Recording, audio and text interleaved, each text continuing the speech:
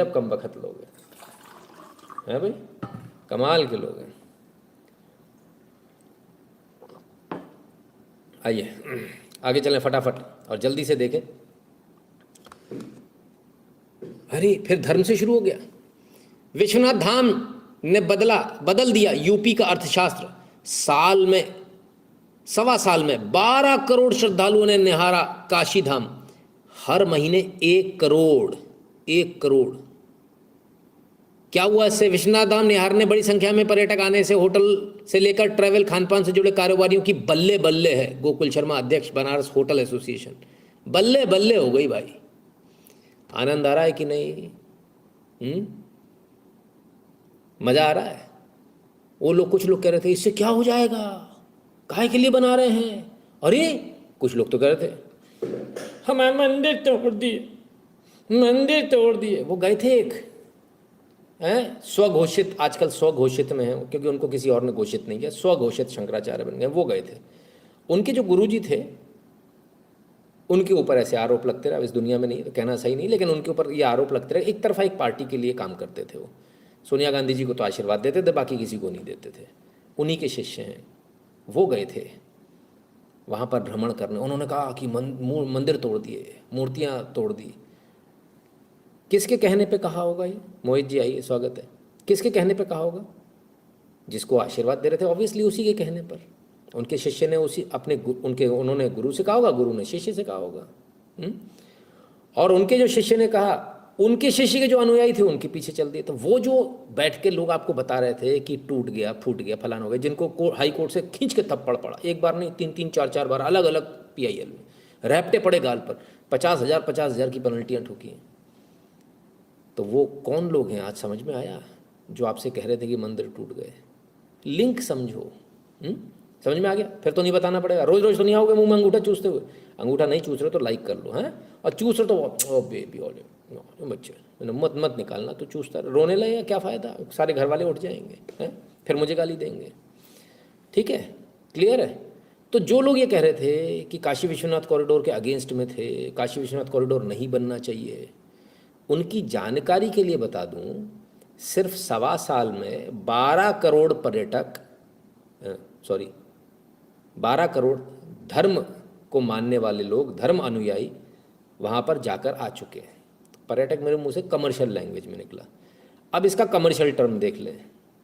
आपने तो धर्म अनुयायी देख लिए, अब हम 12 करोड़ का अगर हम हिसाब लगाएं, 1.25 साल में 12 करोड़, तो मोटा मोटा अपन मान ले तो लगभग 1 करोड़ हो जाता है। 1 करोड़ का फुटफॉल, 1 करोड़ का 10 मिलियन फुटफॉल, किसी भी विश्व के अंदर आप कंट्री सिटी खोल लीजिए, उसको बना और बिगाड़ देने में मायने रखता है 1 करोड़। यदि 1 करोड़ का फुटफॉल आपके पास आ रहा है मंथली, तो कोई भी, मैं समझता हूँ शायद दुबई में भी इतना फुटफॉल नहीं होगा। शॉपिंग फेस्टिवल होता है उसको हटा दीजिए, इसके अलावा इतना फुटफॉल नहीं है वहाँ पर, रेगुलर फुटफॉल। यहाँ रेगुलर फुटफॉल है। फ़र्क समझ में आ रहा है आपको? और ऐसे व्यवस्था बनेगी, ठीक है ना? ऐसे व्यवस्था बनेगी। कैसे व्यवस्था बनेगी?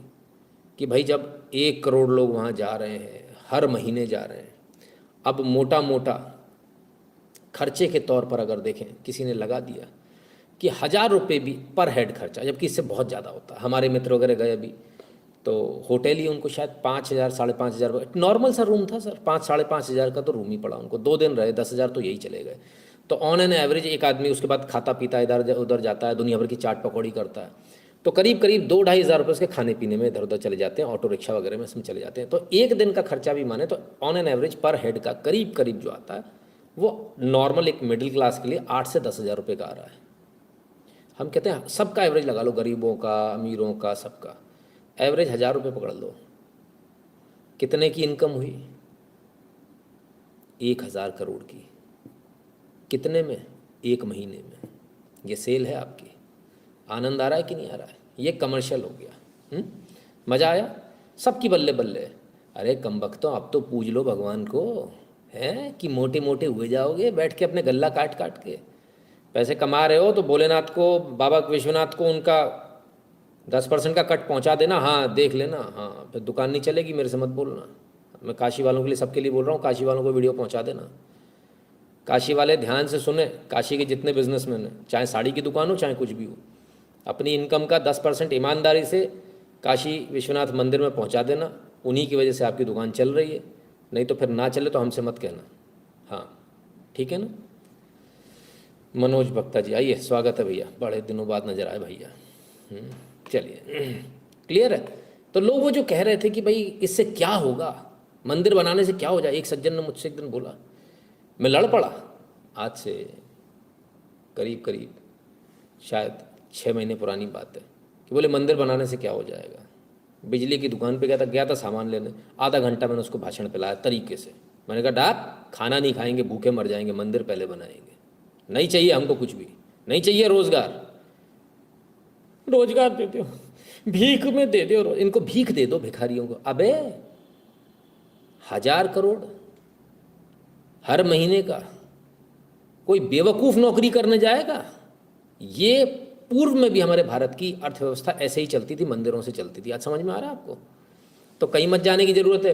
ये जो तुम जो शादी के बाद में जो हनीमून मनाने इधर उधर जाते हो, तो थोड़ा इधर उधर घुमाओ, भगवान की कृपा रहेगी तो घर भी बना रहेगा। नहीं तो तुम्हारे थाईलैंड घूमने से ना, थाई फाई से ऐसे तुम खड़े होगे कटघरे में, हाँ लड़ते झगड़ते, क्योंकि हवस के पुजारी रहोगे फिर। होना क्या है ऐसी जगह जा जाके। तो खैर कोई नहीं, सॉरी हवस का वो पुजारी नहीं होता, हाँ वही है ना। तो कुल मिलाकर ये स्थिति रहेगी। शब्द अभी आने में थोड़ा समय लगेगा, तो कुल मिलाकर थोड़ी समझ लीजिए बातों को, और अपनी जो जगह है उन पर पैसा खर्च करना शुरू कीजिए। राइट, क्लियर है? इधर उधर फालतू में मत दीजिए। अंगूठा नहीं चूस रहे हो अगर है तो कृपया करके लाइक कर लो, और जो अंगूठा चूस रहे हैं वो कृपया कर 2 मिनट के लिए अपने फ़ोन को स्पीकर फ़ोन पर डाल दें। बहन जी, माता जी, अब बच्चों मेरे, अपने पापा को, माता जी अपने बेटे को, बहन जी अपने पति को बोतल ला दो यार, वो दूध वाली, ये पीता रहेगा बैठ के, इसका अंगूठा फ्री रहेगा, कम से कम यहाँ लाइक कर दिया करेगा, है ना। चलिए आगे चलें, चलिए भाई।